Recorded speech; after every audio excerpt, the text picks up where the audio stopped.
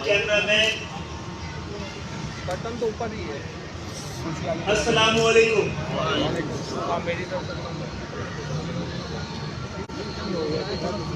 आप सब ने और तारीख ने पिछले दिनों एक ऐसे बल्दियाती इलेक्शन को देखा है जिसकी नज़ीर नहीं मिलती। गुज़िश्ता 50 साल से ही जारी रही है ये कोशिश और साजिश कि सिंध के शहरी इलाकों को किसी तरह से दूसरे और तीसरे दर्जे का शहरी बना के रखा जाए। इसके लिए उनकी आबादियों को हर आने वाले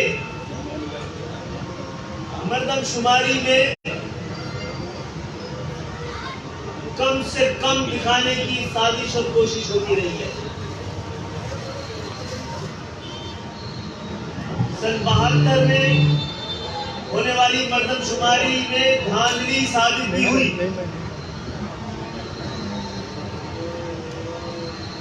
पिछली मर्दमशुमारी भी 7 साल की ताखीर से 7 साल तक वो जारी रही है और उनकी कोशिश थी कि किसी तरह हैदराबाद, कराची, मीर बुखार, नवाबशाह, सक्खर को उसकी डेमोग्राफी को मुकम्मल तौर पे तब्दील करके दिखाया जा सके। कई बार ये मर्दमशुमारियां गलत साबित हुई है, लेकिन मर्दमशुमारी गलत काउंट करने वालों को सजा तो मिली है। मर्दमशुमारी को बुनियाद पर दुरुस्त नहीं किया गया। फिर उस मर्दमशुमारी के बाद वोटर लिस्ट और हल्का बंदियों के जरिए 50 साल से धांधली हो रही है। आपकी नुमाइंदगी 25% भी नहीं है जो कि ओरिजिनली होनी चाहिए सिंध के शहरी इलाकों में। हम बड़े यकीन से समझते हैं कि अगर सही मर्दमशुमारी हो गई तो सिंध के शहरी इलाके जहां पर अर्बनाइजेशन, खासतौर पर कराची, हैदराबाद अर्बनाइजेशन दुनिया में सबसे ज्यादा हुई है, उसकी आबादी की रफ्तार को पूरे पाकिस्तान में सबसे कम दिखाया गया है।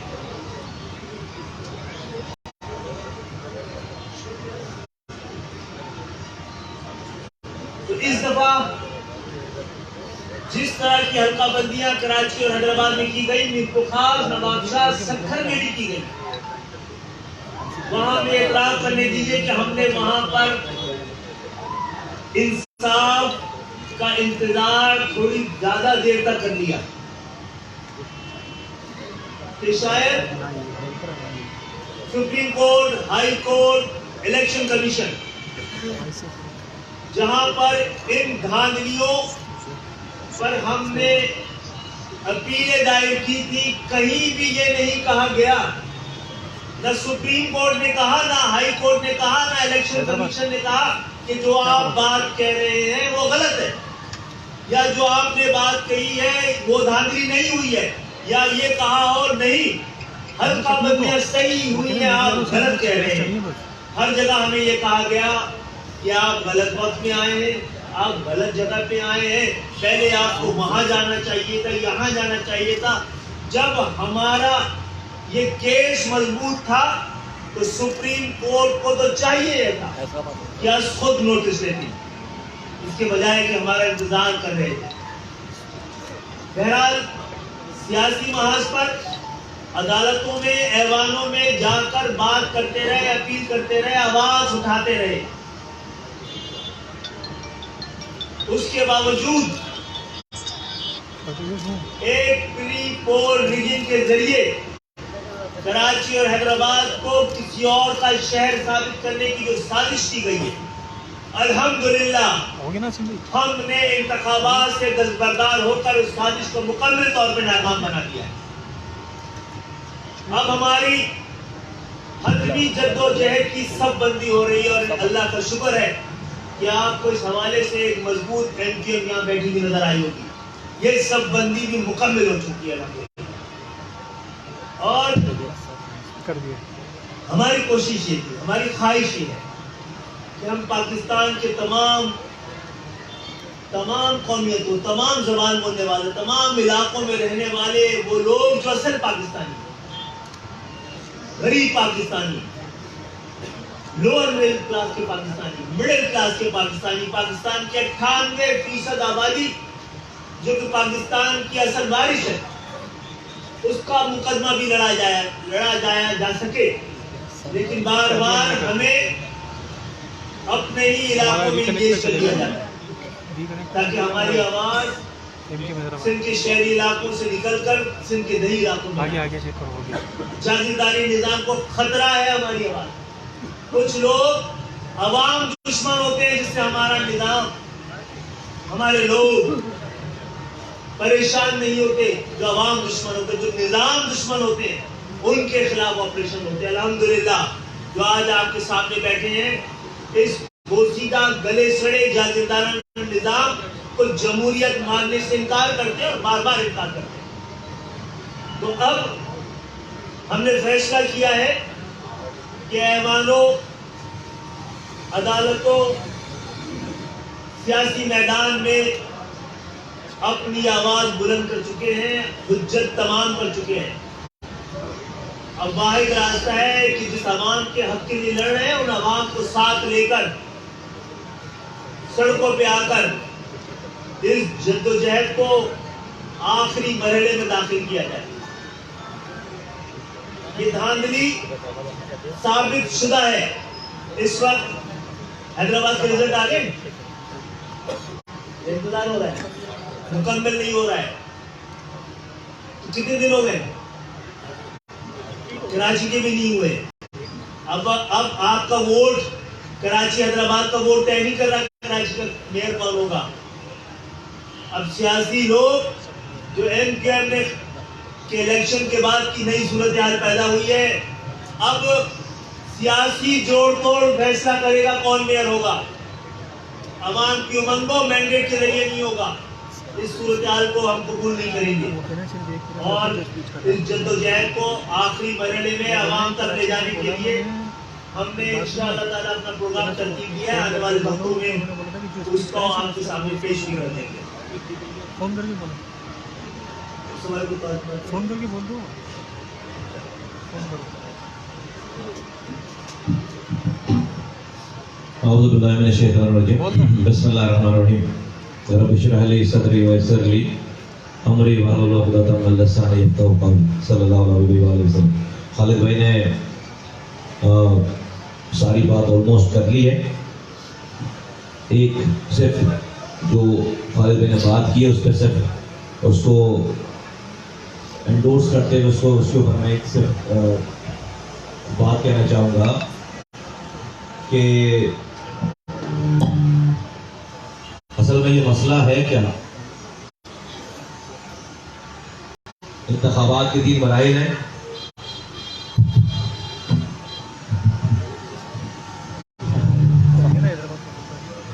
एक इलेक्शन से पहले का मरहला, एक इलेक्शन के दिन वाला मरहला और एक इलेक्शन के बाद का मरहला। इलेक्शन से पहले लोगों को गिना जाता है, उसके बाद जो है वो इलेक्शन से पहले उन लोगों के गिने जाने पर हल्काबंदियाँ होती हैं। तो ये इलेक्शन से पहले लोगों को, कराची और हैदराबाद के लोगों को गिना गया, ये नहीं पूरा नहीं गया। 3 करोड़ की आबादी कराची को 1.5 करोड़ शो कर रहे हैं। सारी दुनिया कह रही है लाहौर की आबादी तेजी से बढ़ रही है, 3.5 के हिसाब से। यहाँ कराची जहाँ पर जो है वो पूरी दुनिया का, पाकिस्तान के इंसान आते हैं, वहाँ पर 1.5 के हिसाब से आबादी बढ़ रही है। कोई दुख नहीं है। आबादी कम, प्री पोल रैंकिंग हो गई। उस आबादी के कम के ऊपर जो हल्का बंदियां होनी थी, वो दूसरी प्री पोल रैंकिंग हो गई।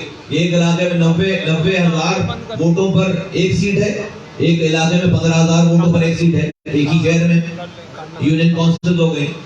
फिर इलेक्शन के दिन वाला मरहला, इलेक्शन के दिन सूबाई हुकूमत तमाम अपने सरकारी अफसरान को प्रिजाइडिंग ऑफिसर्स बनाकर डब्बे जो है वो रोडों पर पड़े हुए हैं, बैलेट पेपर रोडों पर पड़े हुए हैं। या मैं नहीं कह रहा एज एन ओपोनेंट पार्टी का आदमी, ये तो वीडियोस और कैमरामैन और कैमरे दिखा रहे हैं, सारी वीडियो।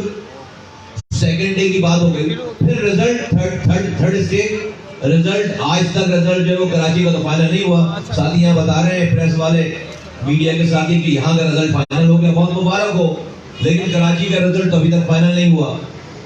तो तीनों जो हिस्से हैं इलेक्शन के, ये तीनों जो सेगमेंट है, इन तीनों में बददियानती हुई है। अब मेरा ये सवाल है पाकिस्तान चलाने वालों से कि भाई सूबाई हुकूमत हमारी हो नहीं सकती, वफाकी हुकूमत हमारी हो नहीं सकती, ले देकर ये कराची, हैदराबाद, मीरपुर खास, नवाबशाह, सक्खर की गलियों के पानी का इंतजाम हमारे पास आ जाता था, कचरा उठाने का इंतजाम हमारे पास आ जाता था, गटर लाइनों का इंतजाम हमारे पास आ जाता था, ये सफाई, रोडों की सफाई का निजाम हमारे पास आ जाता था। इसके लिए ये मेयर, काउंसलर, यूसी चेयरमैन, ये काउंसलर बनाए जाते थे। आपको इतनी तबाही बर्बादी आ गई है, इतनी नफरत है कि आप हमें अपनी गलियों के पीने के पानी के निजाम, कचरा उठाने के निजाम को भी देने के लिए तैयार नहीं हो। उसके लिए सारी जेरीमेंडरिंग कर रहे हो। किसकी खिदमत की जा रही है? किसकी खिदमत की जा रही है? ये पाकिस्तान बनाने वालों की औलादें हैं जो इन शहरों में बसती हैं। हमने पाकिस्तान बनाया, आज पाकिस्तान बचा रहे हैं। हम पाकिस्तान जिंदाबाद के नारे के साथ आकर खड़े हो गए। मैं रियासत को आवाज लगाकर कहना चाहता हूं, हुकूमत को आवाज लगाकर कहना चाहता हूं, ये वो लोग हैं, ये शहर के नौजवानों ने अपने हाथों से हथियार जमा करा दिए। आज शहरों में अमन है हमारी वजह से। आज कोई इलाके नहीं पटे हुए, कोई नो एरियाज नहीं है, लेकिन ये तमाम चीजें, आपका ख्याल है करोड़ों लोग इसी तरह से आपकी इन तमाम मस्तियों को बर्दाश्त करेंगे और कुछ नहीं कहेंगे। कल को जब अमन तबाह होगा, गैर आईनी कोई बात होगी, गैर कानूनी बात हो जाएगी, सब लोग आ जाएंगे बंदूक उठाकर पकड़ने के लिए, मारने के लिए, लापता करने के लिए। आज ये जो हुकूमत है, वक्त सिंध हुकूमत खास तौर पर जो कर रही है, इसको रोकने वाला पाकिस्तान में कोई नहीं है।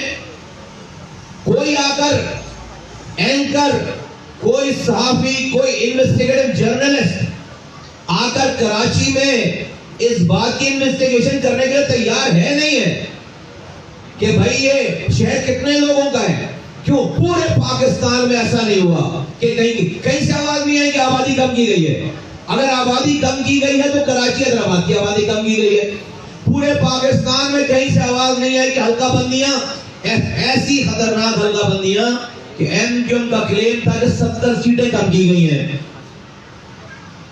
सूबाई हुकूमत जो कि नहीं मानती कोई बात, उस सूबाई हुकूमत ने 53 यूनियन काउंसिल को एक्सेप्ट कर लिया है कि जो सिंध लोकल गवर्नमेंट ऑर्डिनेंस का सेक्शन 10(1) है, उसकी जो विड्रॉल का जो लेटर है वो क्या है, बेसिकली उसका खुलासा उर्दू में तर्जुमा ये है कि हाँ, प्रोविंशियल गवर्नमेंट कह रही है हाँ हमसे गलती हो गई। क्या कह रही है? हाँ हमसे गलती हो गई। गलती क्या हो गई? हाँ हमने इस शहर में यूनियन काउंसिल कम कर दिए। और कितने कम कर दिए? 53 यूनियन काउंसिल्स कम कर दिए। हैदराबाद के डिस्ट्रिक्ट से बाहर जो नॉन ट्रेडिशनल इलाके हैं, आउटस्कर्ट्स हैं, वहां से यूसीज लाकर उसको शामिल कर दिया। क्या बताइए भाई, ये जो शहर का मेयर बनता, कोई चेयरमैन बनता, कोई यूसी चेयरमैन बनता, काउंसलर बनता, ना तो ये वजारत दिफा में मुदाखलत कर सकता था, ना तो ये इंटरनेशनल अफेयर में, फॉरेन अफेयर में मुदाखलत कर सकता था, ना तो ये पाकिस्तान की करेंसी और फाइनेंस डिपार्टमेंट में मुदाखलत कर सकता था। अरे भाई ये तो अपनी गली के पानी के मामला देखता, ये तो अपनी गली के सीवरेज के कचरा उठाने के मामला देखता। तो हम किस तरह ट्रीट किए जा रहे हैं? कौन से पाकिस्तानी हैं हम भाई कि हमें अपनी गली के कचरे के निजाम के लिए इतनी उसको छीनने के लिए इतनी जेरीमेंडरिंग हो रही है, इतनी तबाही फेरी जा रही है। ये खिदमत है पाकिस्तान की। आज पाकिस्तान में बैठे हुए तमाम साफी हज़रात, तमाम एंकर, तमाम मीडिया हाउसेस, तमाम एस्टेब्लिशमेंट के इदारे, तमाम हुकूमत चलाने वाले लोग, सबको आवाज देकर कह रहा हूं, देखो अब क्या हो रहा है। आज की जो ट्रीटमेंट है पीपल्स पार्टी की, इसकी ट्रीटमेंट जो शहरी इलाकों के साथ, इसमें इनकी ट्रीटमेंट में और मकबूजा कश्मीर में नरेंद्र मोदी की ट्रीटमेंट में कश्मीरियों के साथ में क्या फर्क है भाई? जरा बता दो क्या फर्क है? वो भी यही कर रहा है, वो भी यही कर रहा है कि अक़लियत को अक्सरियत में, अक्सरियत को अक़लियत में बदलने की कोशिश कर रहा है, मैंडेट चुरा रहा है। हम तो पाकिस्तान मुर्दाबाद वाले लोग नहीं हैं, हम तो नारा नहीं लगा रहे, हम तो किसी अलहदगी की तहरीक नहीं चला रहे, हम तो हमारा तो आज ये हुकूमत भी चल रही है तो इस एमक्यूएम के वोटों से चल रही है। फिर ये ट्रीटमेंट हमारे साथ, ये ठीक बात नहीं है। ये सिर्फ बल्दियाती इंतखाबात को छीनने की बड़ा कमाल कर लिया आपने। ये सब कुछ करके हमने बॉयकॉट कर दिया, इधर भी मेयर आ गया, उधर भी मेयर आ गया, तो सब अच्छा हो जाएगा? सब अच्छा नहीं होगा, सब खराब हो जाएगा, सब खराब हो जाएगा। और हम इस तरह खामोशी से बैठेंगे नहीं, हम अपना हक लेना जानते अमन से, कॉन्स्टिट्यूशन के अंदर रहते हुए और जमहूरी तरीके से। इस पाकिस्तान में धरनों का रिवाज है ना, खालिद भाई ने क्या हम कह दी बात कि हम बताएंगे आपको, धरनों का रिवाज है ना। हम अभी गेम खत्म नहीं हुआ है, शुरू हुआ है गेम। आप समझ रहे हैं, आप जिस तरह करके आपने मेयर बना लिया, हम इसी तरह से आपके मुंह तकते रह जाएंगे। ये कोई सारे इंसान है, करोड़ों इंसान है, और जो हशर हो गया है अभी तक, आप देखें कि अभी तक रिजल्ट नहीं आया है, क्या जूतियों में दाल बट रही है। तो ये सिलसिला, ये पाकिस्तान की खिदमत नहीं है। तो मैं आवाज लगाकर कहना चाहता हूँ रियासत के तमाम पिलर्स को, जुडिशरी को, मीडिया को, एस्टेब्लिशमेंट को और हुकूमत वक्त को कि होश के नाखून ले सारे देखे कराची, हैदराबाद, सक्खर, मीरपुर खास में, नवाबशाह में क्या हो रहा है। ये जीते जागते इंसान है।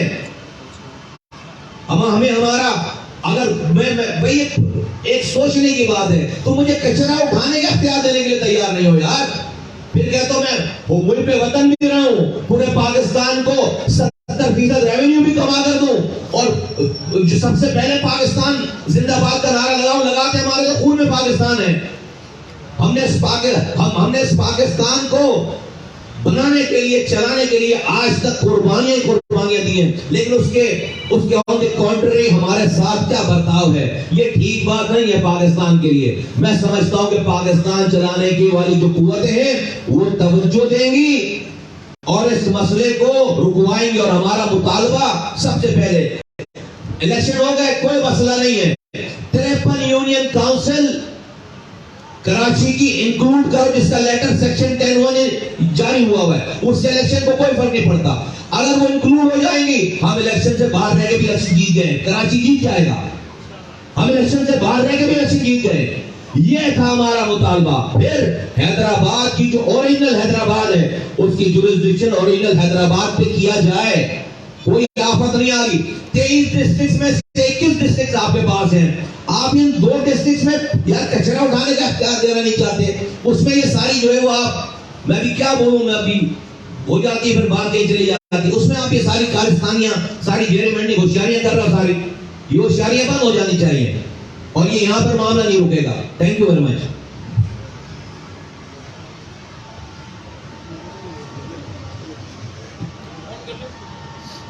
एक पॉइंट आप लोगों से शेयर करना चाह रहा था कि जो एमक्यूएम ने बॉयकॉट किया है 15 के इलेक्शन का, उस पे ये तासुर भी दिया जा रहा है जो दूसरी जमातें हैं लाइक पीटीआई और जमात इस्लामी, कि हमने कोई ऐसा गलत फैसला कर दिया।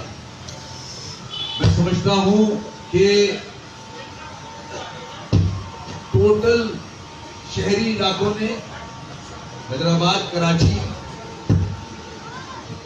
दोनों के रिहायशियों ने लब्बैक कहा है एमक्यूएम के इस फैसले पे और रिजेक्ट किया है इन इलेक्शंस को।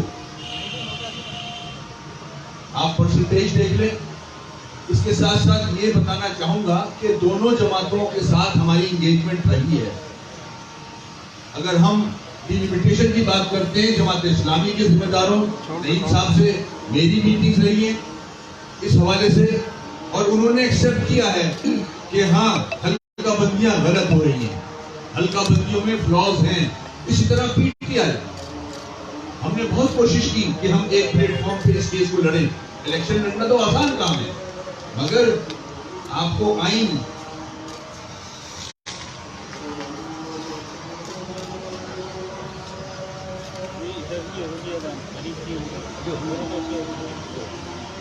आइन में इलेक्शन कमीशन पाबंद है फेयर एंड फ्री इलेक्शन। तो क्या इस किस्म की जेरिमेंडरिंग में फेयर एंड फ्री इलेक्शन हो सकता है? जैसे कि यहाँ कहा भी गया, हमारा केस डिलिमिटेशन से रिलेटेड बहुत मजबूत है। सुप्रीम कोर्ट को 100 वोटों लेना चाहिए या इलेक्शन कमीशन को खुद देखना चाहिए? जब वो खुद भी एक्सेप्ट कर रहा है कि हाँ इरेगुलरिटीज हुई है इलेक्शन में, तो इतना काफी होता है मेरे ख्याल में नल एंड वॉइड करार देने के लिए। तो ये जद्दोजहद हम यहाँ खत्म नहीं कर रहे। अगर पीपुल्स पार्टी ये समझती है कि वो कामयाब हो गई है, दिल्ली इलाकों की सीटें शहरी में डाल के, हैदराबाद और कराची 30 सीटें कराची की, मेरे ख्याल में 33 यहाँ की, वो आपने शहरी इलाकों में डाल दी। ये पोस्ट पोल रिगिंग आपके सामने है। ये सारी चीजों में अगर पीपुल्स पार्टी कामयाबी समझती है अपनी, तो उसकी खुशफहमी है। ये कराची, हैदराबाद, मीरपुर खास, सफर की आने वाली नस्लें भी पीपुल्स पार्टी को वोट नहीं डालेंगी, क्योंकि उसका किरदार 71 के बाद से आज तक देख लें आप कि इस सूबे के साथ रहा कैसा है। ये भूलने वाली चीज नहीं है, यहाँ के रिहायशी याद रखते हैं। तो इंशाल्लाह इस सिलसिले को हम यहाँ खत्म नहीं होने देंगे। हम हर फोरम पे आवाज बुलंद करेंगे कि ये जो इलेक्शन हुआ है इसको नल एंड वॉइड करार दिया जाए। इसको लोगों ने रिजेक्ट किया, ये इलेक्शन नहीं है, ये एक ड्रामा पीपुल्स पार्टी ने इलेक्शन कमीशन के साथ मिलकर रचाया है और यहाँ के मैंडेट की तस्दीक की है।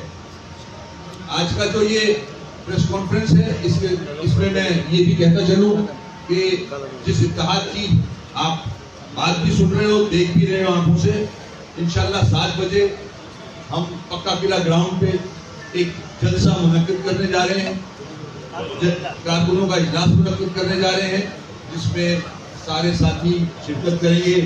मीडिया से भी रिक्वेस्ट करूंगा, आई रहा है, दावत दी भी है, तो इंशाल्लाह वहां भी इस हवाले से लोगों से खालिद भाई भी और लोग भी अपनी अपनी व्यूज शेयर करेंगे। शुक्रिया बहुत। सबसे पहले देखना यह है कि आप तारीख गंवा रहे। जमात इस्लामी और पीटीआई ने ये जानते हुए भी कि प्री पोल रिगिंग हुई है, उन्होंने अपने खातिर इलेक्शन लड़ाए और हमने आप सबके खातिर इलेक्शन से दस्तबरदारी का ऐलान किया। ये ऐवान और इक़्तिदार हमारी ठोकरों पे रहा है और इसको हम इस तरह नहीं जाने देंगे। अगर हमने आपको खैरात दे भी दी है कराची हैदराबाद की, तो जो मुतालबे हमारे इससे पहले कि वक्त गुजर जाए, आप वो 73 या 53 दूसरी जो कई शहरों के बराबर होती है उसको कराची में और हैदराबाद के अंदर जो जाती है उसको दूर करें, वरना ऐसा ना हो कि वक्त निकल जाए। हम सब समझते हैं कि आपने इन 2 शहरों पे ये कब्जा करने के जो प्लान बनाया है उसको लूटने के खातिर किया है कि आप कचरे का पैसे भी, निकासी आपका पैसा भी, फराहमी आपका पैसा भी, गलियों का पैसा भी आप लूट के ले जा सके। आपको पता है आपका इक़्तिदार आखिरी मरहले में दाखिल हो गया है। तो इंशाअल्लाह ताला हैदराबाद के अवाम, कराची के अवाम, नवाब शाह, मीरपुर खास, सबकर, टंडोलाया, टंडोजाम, सब लोग जहाँ जहाँ पर जिनके नुमाइंदगी को कम करके दिखाया गया है, उनके लिए अदालतों और ऐवानों के साथ साथ सड़कों पे अब ये कौम हमारे साथ निकलेगी। आप सबकी आमद का बहुत बहुत शुक्रिया। खालिद भाई, ये बताइएगा कि बल्दियाती इलेक्शन में जो आपका बाइकआउट हुआ, उससे 2 रोज़ कबल कराची में एक इजलास पीपल्स पार्टी का और आपका हुआ, जिस पे पीपल्स पार्टी ठीक है, जिसमें पीपल्स पार्टी ने प्रेस कॉन्फ्रेंस में शर्जील इनाम मेमन साहब ने कहा कि जी हम वो वापस ले रहे हैं, हल्का बंदी हो गई है। फिर ये अचानक क्या गेम हुआ कि एकदम सारी ये चीज़ पीपल्स पार्टी आपसे आप मुतादिद बार प्रेस कॉन्फ्रेंस कर चुके हैं, पीपल्स पार्टी मुतादिद बार आपको धोखा दे चुकी है, तो फिर अभी आप हुकूमत में बैठे हैं, क्या कहते हैं आप? पीपल्स पार्टी के साथ तो हुकूमत में नहीं बैठे भाई, वज़ीर आला हमारे सीट पे नहीं है, हम वज़ीर आला की कैबिनेट में नहीं है, हम हैं इत्तेहादी मुस्लिम लीग पाकिस्तान, मुस्लिम लीग नून के, उनके इत्तेहादी पीपल्स पार्टी भी है, जमीयत उलमा इस्लाम भी है और बाकी जमातें भी हैं। हम इसलिए भी हैं और पिछली दफा भी थे, आप खुद सूरत हाल का जायजा लें। अगर हम हुकूमत बनाने के मरहले में शामिल ना हो तो हुकूमत नहीं, जमहूरियत भी नहीं बचने वाली है।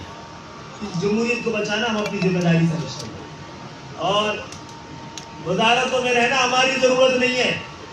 वजारतों में रहना इस वक्त हुकूमत की ज़रूरत है, हमारी वजारतों में हमें रहना, लेकिन हम दूसरों की ज़रूरत पूरी करते करते अपने कौम के हुकूक पर समझौता नहीं करेंगे।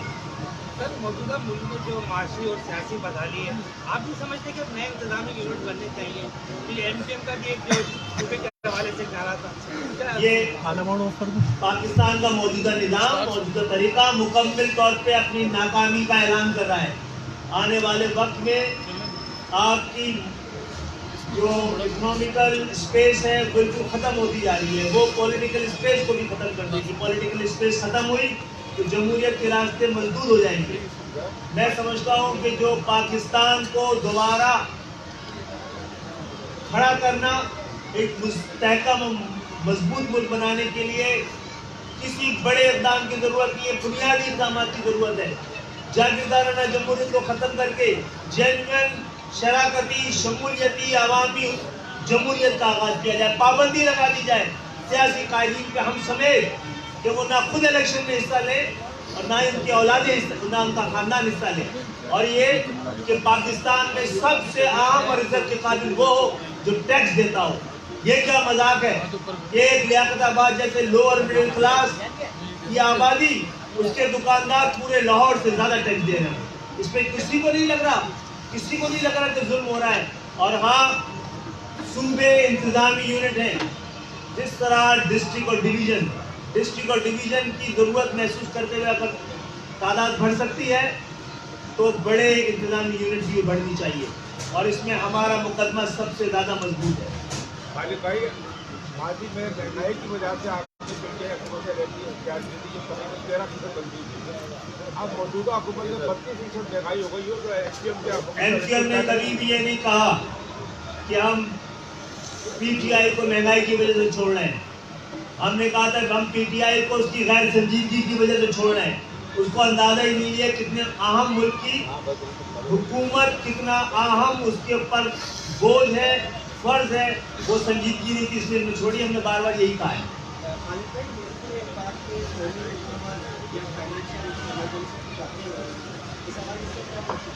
अवामी हुकूमत अगर इलेक्शन के जरिए भी अवामी हुकूमत ना आए तो फिर कहाँ से आएगी जनाब?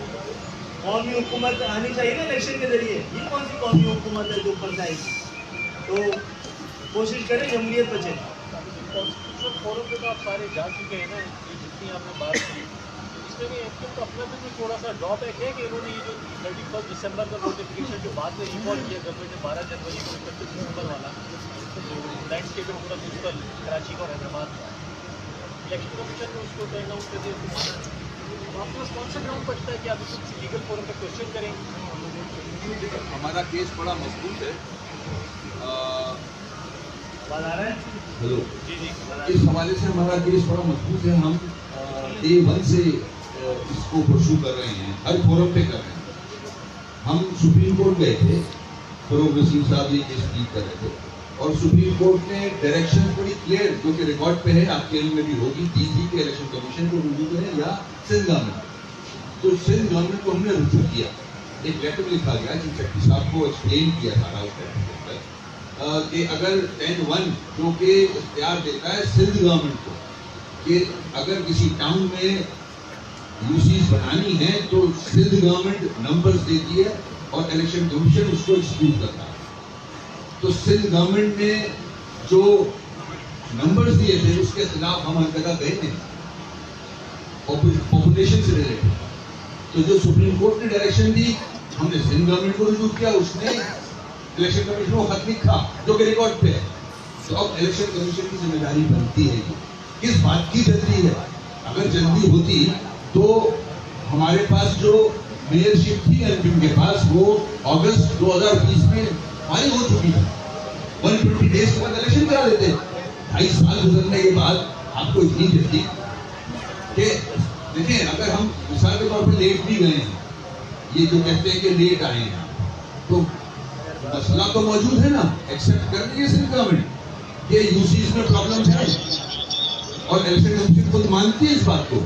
तो फिर मैं समझता हूँ जो हम आगे बढ़ रहे हैं इस पे इलेक्शन सुप्रीम कोर्ट में, हमारा केस बहुत मजबूत है और इंशाल्लाह हमें इंसाफ मिलना चाहिए। जिन्होंने 2010 से 2015 तक बल्दिया के इलेक्शन नहीं करवाया, सुप्रीम कोर्ट के हुक्म से कराना पड़ा, फिर डिले करते रहे। तो आपको सबको पता है, उनको भी पता है वक्त खत्म हो रहा है, इसलिए जल्दी जल्दी कराया गया। मैं तभी बोलना चाह रहा हूँ बात है जनवरी 12 में नोटिफिकेशन की विड्रॉल की जो 31 दिसंबर को इशू हुआ, तो जनवरी 12 के नोटिफिकेशन की विड्रॉल में इलेक्शन तो खुद एक कॉन्स्टिट्यूशनल फोरम है, उसने रिजेक्ट किया, नहीं एक्सेप्ट किया। हम कहाँ जाएंगे, हम सुप्रीम कोर्ट में जाएंगे। बताया एक्चुअली सुप्रीम कोर्ट के कहने पे गए प्रोविंशियल असेंबली के पास, प्रोविंशियल असेंबली ने हमारी बात मान ली। अब प्रोविंशियल असेंबली की बात, प्रोविंशियल गवर्नमेंट की बात मानने को इलेक्शन कमीशन का कोई राइट नहीं है लीगली कि उसको नो करे। अब उसने नो कर दिया, अब हम दोबारा सुप्रीम कोर्ट में जाएंगे ये प्ली लेकर के, भाई आपने ही हमें कहा था कि हम प्रोविंशियल गवर्नमेंट जाए, हम चले गए, उन्होंने हमारी बात एक्सेप्ट कर ली और एक्सेप्ट करने के बाद हम इलेक्शन कमीशन ने हमारी बात नहीं मानी, तो हमें कौन किसके पास जाना है दोबारा? हमें दोबारा सुप्रीम कोर्ट में जाना है। आप जो कह रहे हैं हमने वो वसीम ने एक्सप्लेन किया उसकी वो यही बात है ये वाली, तो हम सुप्रीम कोर्ट जाएंगे ना, क्योंकि सुप्रीम कोर्ट के कहने पर हम गए थे प्रोविंशियल गवर्नमेंट में, उन्होंने कहा था राइट फोरम पे जाए। दो राइट फोरम है, 10(1) जो है वो परटेन करता है प्रोविंशियल गवर्नमेंट से, 10(2) जो परटेन करता है इलेक्शन कमीशन से। तो 10(1) में प्रोविंशियल गवर्नमेंट का राइट है, election commission has got no right to say no, they have got no right. उन्होंने चूंकि नो कर दी है तो इसलिए हम ये बात लेकर अब सुप्रीम कोर्ट में जाएंगे। Is it clear? आप जो पूछ रहे हैं हमें सुनना चाहिए था इलेक्शन कमीशन को, हमें सुनना चाहिए था। लेस खत्म हो गया है, अनाउंस किया था ना, चीज क्रिएट हुई है कराची में, जो बेस गवर्नमेंट इलाहाबाद में भी ऐसे ही बिल्कुल ऐसे इलाहाबाद में भी होता है। इलेक्शन जो है वो अनाउंस हो चुके थे और उनको ये राइट नहीं किया था कि उसको वो डिले। पाकिस्तान की तारीख में दो दिन पहले हुए हैं, 2 दिन पहले इलेक्शन कई बुनियादों पर कैंसिल हुए हैं। इस्लामाबाद में क्या हुआ? इस्लामाबाद के लिए अलग मयार है और कराची और हैदराबाद के लिए अलग मयार। तो ये तो 2 मिली और डबल स्टैंडर्ड है ना, एक ऑटोमेटिक से कहते। और दूसरी बात, वसीम भाई की मेयरशिप खत्म हुई थी 31 अगस्त, तैयब भाई हैदराबाद से गए 31 अगस्त को, तो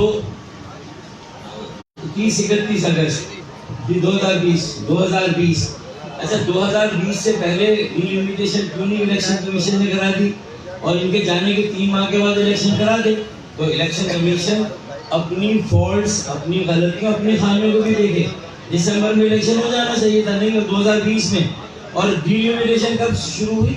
2021 नवंबर में। तो 1.25 साल का डिले तो इलेक्शन कमीशन ने किया। अब इलेक्शन कमीशन को क्या जल्दी पड़ी जब सूबाई हुकूमत मांगी? ये भी तो देखें।